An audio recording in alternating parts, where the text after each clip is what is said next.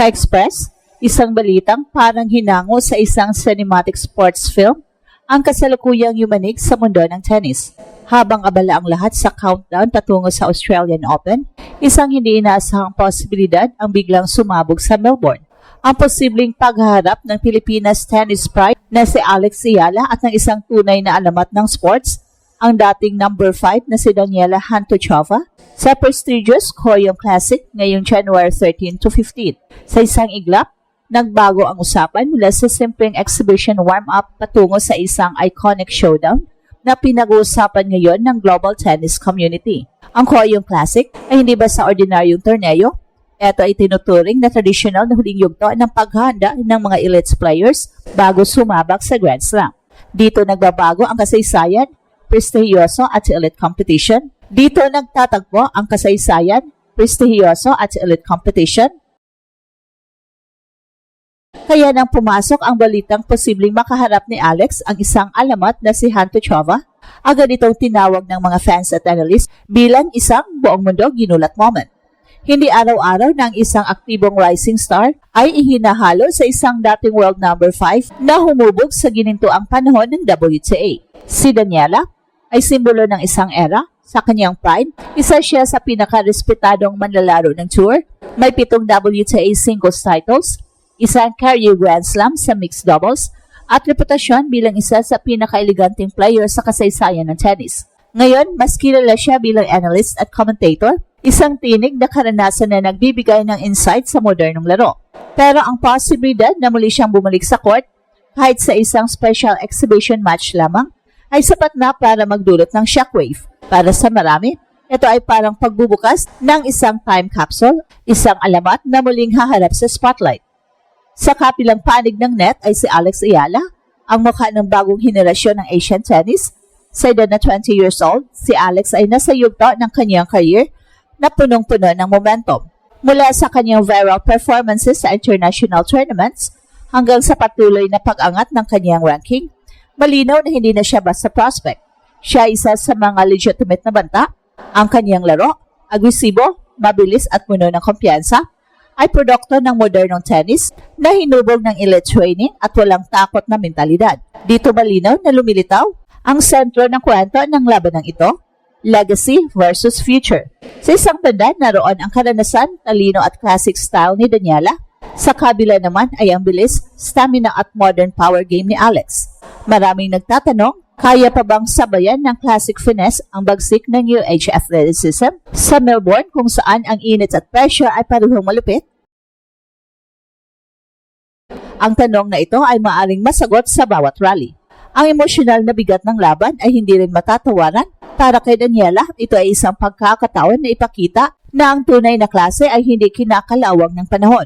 Kahit hindi na siya aktibong kasali sa tour, dala pa rin niya ang dignidad at isang dating top 5 player. At para kay Alex naman, ito ay pagkakataong makipagsabayan at posibleng mangibabaw laban sa isang pangalan na dati pinapanood lamang sa highlights at history books. Isa itong sandali na maaring magpatibay sa kanyang image bilang new gen threat ng WTA. Kung sisilipin ang aspeto ng laro, lalong nagiging kapanapanabik ang eksena. Si Daniela ay kilala sa kanyang malinis na ball striking, matalinong shot selection at kakayahang kontrolin ang tempo ng laban. Samantala si Alex ay umaasa sa heavy topspin, relentless baseline pressure, at pambihirang court coverage. Bilang isang left-hander, may natural siyang advantage sa angles at spin, isang bagay na madalas nagiging sakit ng ulo ng mga veteranong sanay sa right-handed putters.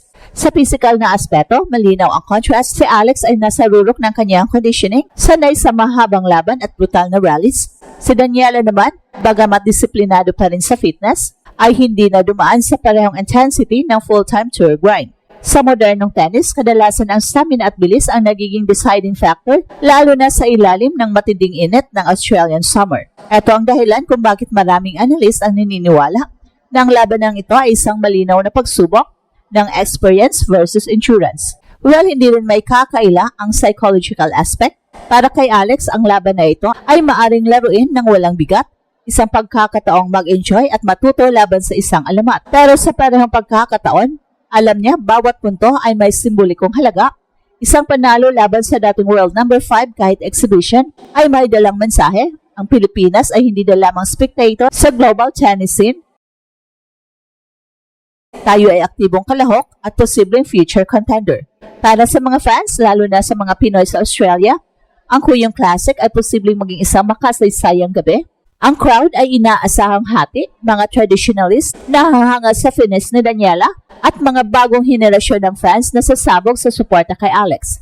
Ang atmosphere ay tiyak na magiging electric, isang bihirang sandali kung saan ang nakaraan at hinaharap ng tennis ay literal na magtatagpo sa isang court.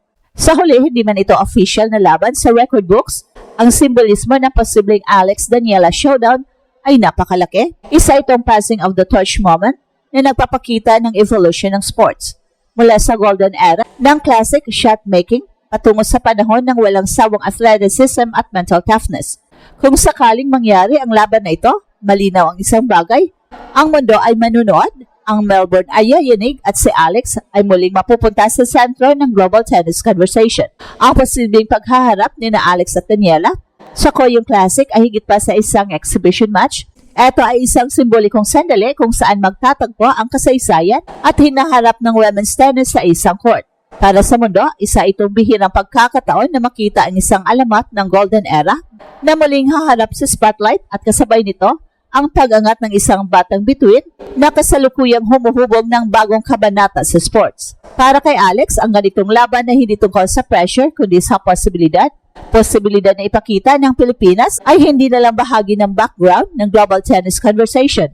Sa bawat palo, dala niya ang kumpiyansa ng bagong henerasyon, walang takot, walang inhibitions at handang sumubok laban sa kahit anong pangalan. Kahit exhibition ang format, ang mensahe ay malinaw. Handa na siyang makipagsabayan sa mga pangalan na dati itinuturing na untouchable. Sa panig naman ni Daniela, ang laban na ito ay isang paalala ng kanyang iniwang pamana.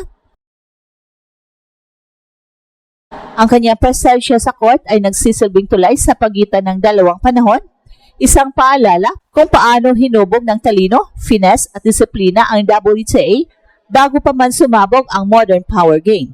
Kahit anuman ang resulta, ang kanyang pagbabalik ay magbibigay ng lalim at bigat sa event. Ang pagpapaalala kung bakit siya naging isa sa mga pinakamahuhusay ng kanyang henerasyon. Para sa mga fans, lalo na sa mga Pinoy sa Australia at sa buong mundo, ang Kuyong Classic ay maaaring maging isang emotional na sandali. Ito ang uri ng laban na hindi lamang pinapanood, kundi nararamdaman. Isang sandali ng collective pride, pananabik at paniniwala na ang mga pangarap ng isang bansa ay kayang isabuhay ng isang atleta sa loob ng court. At ito ang Express Info kung saan bawat kwento ginulat ang mundo. Don't forget to like and subscribe.